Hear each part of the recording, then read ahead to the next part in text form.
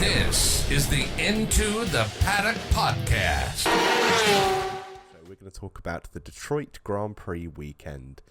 The sort of now a traditional race weekend that follows the Indianapolis 500, and also now traditionally a doubleheader weekend for both IndyCar and IMSA. We'll talk about the IMSA race after the IndyCar, but both races followed a very similar theme, I feel. I used to look forward to the Detroit weekend after the 500, when they were at Belle Isle, because the track was really good and the racing was, vastly different from what was happening at the 500, but it was still good. Now it's like the shitty dessert after a delicious meal. It's like you've had like an amazing meal and then they forget to get anything in for dessert, so you just have like, I don't know, what's a really shit dessert? Like ambrosia salad, but not a good one. Yeah, there you go. The Detroit Grand Prix is the ambrosia salad of IndyCar. You show up, you have a great dinner, and somebody pulls out like coleslaw popsicles. Fuck. It was a complete clusterfuck from start to finish. 100-lap race, 49 of which were under caution. There's no way really to discuss the Detroit Grand Prix without starting about talking about the track itself, because pretty universal, almost universal, amongst fans, teams and drivers is the criticism of the circuit. It's such a far cry from what we had at Belle Isle, which I felt was one of the street circuits in the world that really raced like a road course. It was just had a really nice flow, some really good overtaking spots, and then we came to this track, which felt shoehorned in when they added it to the calendar. I mean, any track that you have to work so hard to get on the calendar that you have to redesign how a pit lane works should probably tell you that it's probably not going to be very good. It's just so much of this race is set up just for the chaos, and it was an embarrassing show. I think the pit lane is one of the redeeming qualities of the track, to be honest. Like, it's like if I could pick out one thing that I like about this Detroit street circuit, it's the unique pit lane. But that's as far, like, I'm drawing a hard line after that, right? Like, I mean, it's a good solution to a problem that they made for themselves by trying to put an event in this small area. So it does work, and we haven't had any problems that you don't see anywhere else anyway. But like, just the track itself, like, it's so narrow in places, narrower than any racetrack ever warrants being. And the only possible realistic overtaking spot is at the end of that massive straight. And then guess where they put the restart zone? On the run-up to that one really tight overtaking spot. So it just creates desperation passes. Mm-hmm. And then, you have an incident, then there's another restart, so that bunches the field back up, so there's another incident, then there's a restart. It's just this vicious circle, and it was refreshing, because last year I was a bit disappointed that the track didn't get more criticism from the drivers. I think because it hadn't been a wreckfest, they didn't need to criticize it as such. They all said that it was quite a fun track to drive, and having driven it on Assetto Corsa, it is quite a fun track just to lap in terms of a challenge. But after this race and all of the wrecks we had, a lot of the drivers have come out and just said, we want to go back to Belle Isle, this is terrible. Yeah. I mean, I do think, though, that there are some inherent problems with Belle Isle, and it was part of the reason why they decided to move it. I want to say that they were busing people in and out of the often on the island, because there's not a whole lot of parking there, on a 4-lane road, and it just didn't lend itself to like a very efficient crowd control, right? I think the city bought the island. Yeah, the major thing was that the city wanted to use the island again during this time of year, and that's why they ended up moving it. So, I get it, yeah, but that's another hand to pay, and I understand. And what better setting for Grand Prix than right at the base of, this empirical fucking monolith to General Motors. I mean, we're talking shit about it being there, but I think it's really cool, right? Like, it's Motor City. Let's have a fucking street race around, like the center of it all. that is the Renaissance Center. Really good idea on paper, but in the actual like execution of the concept, it just doesn't seem to want to. It doesn't lend itself to anything good. Yeah, and what made it even worse was the fact that, every year in the modern era of IndyCar, there's always this debate about how to try and maintain as much of the audience from the Indianapolis 500 as you can. Because, surprise, surprise, the Indy 500 is watched a lot more than every other race in the season. And every year people are like, we need to capitalize on this, and we need to we need to get people interested in IndyCar at the 500 and then keep them watching. Mm-hmm. Firstly, IndyCar continually dropped the ball when it comes to promotion, and they hardly promoted the Detroit Grand Prix until like the day before it was going to happen. So that was already a bad thing.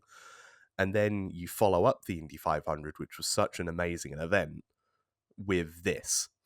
Now, again, I get the idea of why you have Detroit as the race afterwards. It's a short-ish drive from Indianapolis.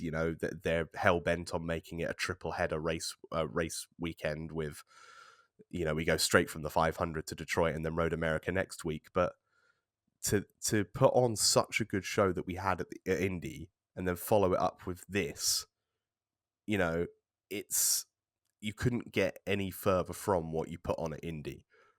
And any fans that were new to the series and decided to try and tune in afterwards, they're going to watch that and not see anything they recognize, and it's not going to keep them. Like, I feel like it would be, and JD said the same thing during the end of the race, that I would much prefer it if we took, even if we had to take a week off, to then just go straight to Road America. Like, following up the Indy 500 with Road America, one of the best road course races, if not the best road course in the United States. I would call it the premier road course of the United States. Yeah. And it frequently puts on banger IndyCar races. Like, like not banger in the sense of they crash, but banger in the sense of they're really good. So I feel like, following it up with a Mickey Mouse street track in the middle of any city, not just Detroit, but anywhere, is a bad decision. You need to follow it up with something that's consistently really, really good to try and showcase to those people who only watched the 500, oh shit, this is what IndyCar can be. Yeah, that wouldn't be a bad idea, not only because of the good racing that happens at Road America, but because of all of the other stuff that happens at Road America, right? So like it is the premier road course, as we stated. I know a lot of people might feel differently about it, but whatever. Go get your own podcast. But Road America, I think everybody in racing loves going to that place. It's a great facility. The fans are great. The track personnel are awesome. Last year we had the little incident with Will Power and the shit truck after so good. They kept trading that back and forth, right? So it lends itself to a lot of fun and a lot of other things that are good for exposure to the sport anyway, right? But to your point, as far as like new people coming and watching Indy for the Indy 500 for the first time, and then witnessing the shit show that is Detroit, I think your average new motorsport fan might take a look at that and be like, oh man, there was a lot of crashes, there was a lot of action, because every time you turned around, something new was happening. Whether it was a penalty or contact or somebody making a weird, crazy pass somewhere and actually pulling it off. I mean, we did see that a couple of times during the race. So I just to play a little bit of devil's advocate, I think for a new motorsport fan, if you were to watch Detroit as like your second race, that could be fun. I'm sure there's some crossover because, there's undoubtedly some people who particularly are newer to motorsport who are interested in the crashes, particularly if you're trying to win over the NASCAR crowd. I'm sure there's a lot of people there who's if you wanted them to list the 3 things they like about motorsport, they'd probably say the crashing for 2 of them. Right, the drinking, the fighting, and the crashing. Yeah, in that order. There's an argument to be made there. I'm sure there are some people who might, if you haven't been watching a lot of IndyCar and you're new to it, then you don't know that that's a bad thing. So maybe that's what gets you Yeah. interested. Like I don't know. When you consider that IndyCar's audience for the Indy 500 is inflated so much by people who don't normally watch a lot of other racing because they're only watching it because it's a traditional historical event. You know, maybe that is the way to look at it. If you're trying to attract actual motorsport fans, I mean, chances are they've already watched a couple of IndyCar races because they're motorsport fans.